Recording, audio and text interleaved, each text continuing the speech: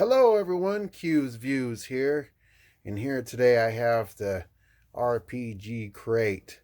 Now, I actually ordered this back mid-March, and it just barely showed up today, so this being May 16th, so yeah, it literally took 2 months for this thing to get here, but in spite of all that, I'm excited to crack it open and see what's in here. And I know this is an older crate, and some of you who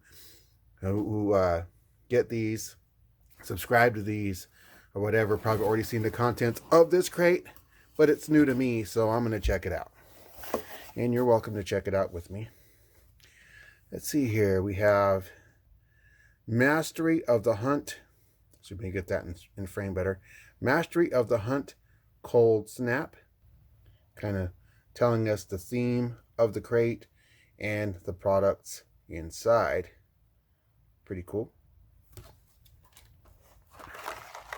And here we have Bones. Looks like our miniature that we got. Pretty cool. More than willing to add a new miniature to the collection, because I don't have many, to be honest. All right, and now we have this Ice Fiend shirt. Very cool. Literally, you get it? Ice Fiend shirt. It's very cool. It's early. All right, Ice Fiend, Arctic Survival Gear, Mastery of the Hunt Certified Ice Fiend, Razor Sleet, Cold Snap. I like it. Very cool. All right, see, we got this card right here.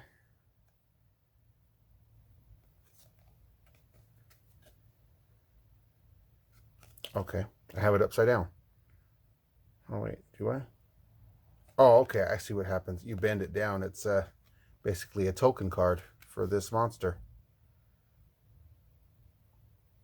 If I can get the camera to focus. There we go. That's pretty cool. I like this. Kind of like a stats type sheet for this creature, it looks like. Then we have Cold Snap Soup. So it looks like this is the recipe. I might have to try this out and get back to y'all and see if I can tell y'all just what I think about it. Seasonal cold front. So here we have our little mini adventure revolving around this recipe. Give that a shot as well.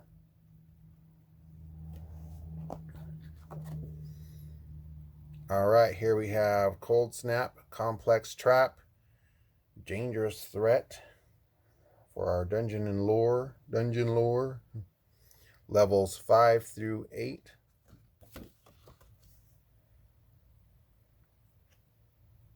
Pretty cool. Little mini adventure. I'm sure you drag it out as long as you wanted to. All right, here we go with the Ice Fiend. All right. CR8, 3900 XP. Large Fiend, Lawful Evil. And here's a more comprehensive look at the stats for this particular creature. It says, ice spread round it like a growing stain, and the cold froze the words on my tongue.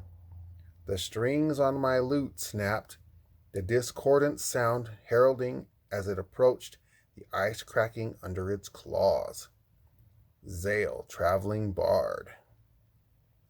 Pretty cool.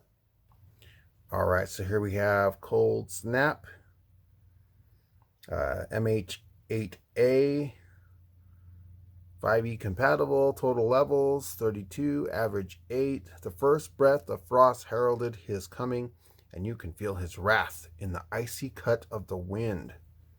Some encounters. I like how it's sectioned off. We have how it begins, the background, adventure, what's next.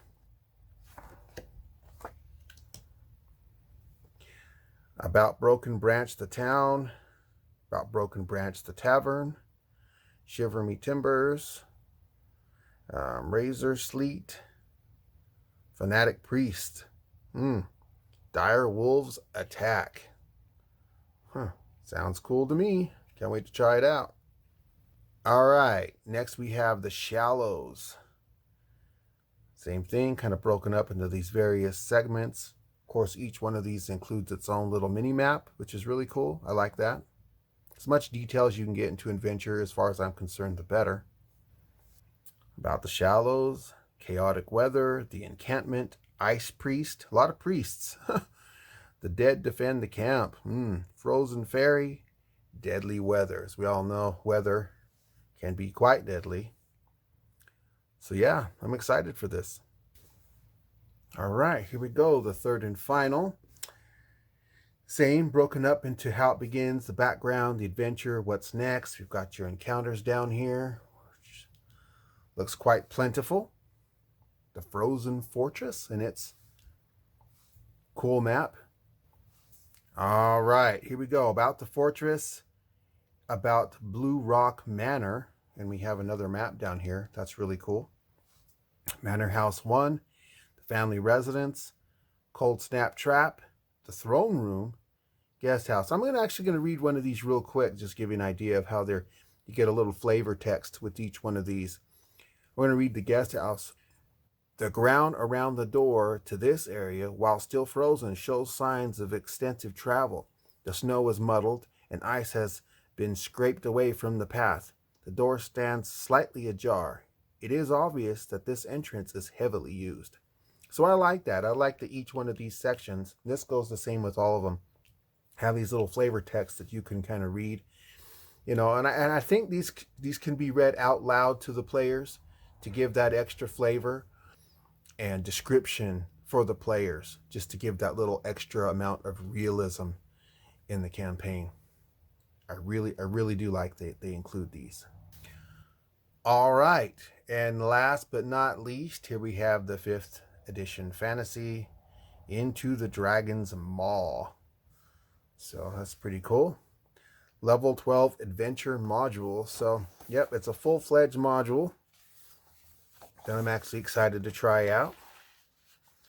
So looks like we have some flavor text for these as well. Background, adventure hooks, getting an adventure. This is my first time ever getting an RPG crate. So yeah, it's very interesting to see how these are all broke down. Green Dragon Wormling. I almost feel like there should be the Green Dragon Inn in this thing, but Green Dragon Wormling, that will have to do. I'm excited to read through this adventure and learn more about it. I like the clarity of the printing on the page. It's very easy to find your sections. Even in the smaller sections or the details within each section, I like how it's broken down and everything is nicely printed, easy to find. The artwork is pretty cool. It's not overly fancy, but at the same time, it's good enough to get the idea across of what's going on.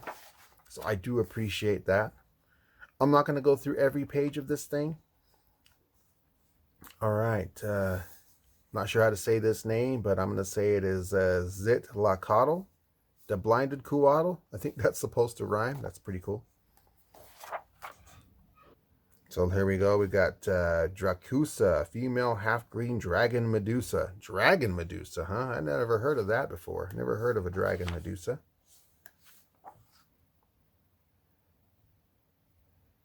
Chlorothra, male adult green dragon.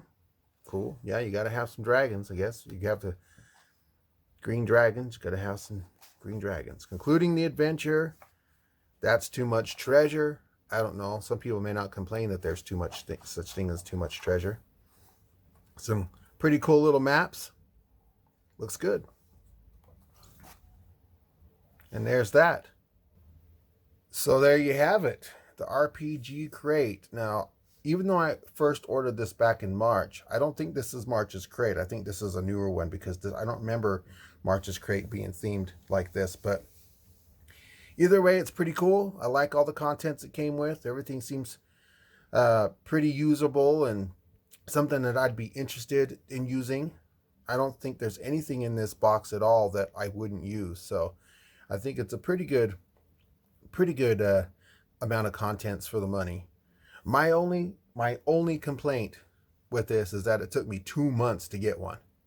So, I understand there's things going on in the world right now, and I hate using that as an excuse for everything, but that very well may have been the case here. Not sure. It's definitely worth the money. However, if it takes 2 months to get a crate, it's definitely not worth the wait. This is not worth 2 months wait for me. But in a normal time frame, let's say 2-3 weeks, a month tops, I would definitely say it's worth it for the money. Anyways, this is Q's Views saying thanks for watching. Hope you've enjoyed this video. If you know more about RPG Crate than I do and want to educate me on this, please feel free to do so in the comment section down below. If you got this crate and enjoy it, let me know. If you got it and you're kind of meh about it, let me know that as well. Look forward to seeing your comments, and we'll see you all next time. Take care, everyone.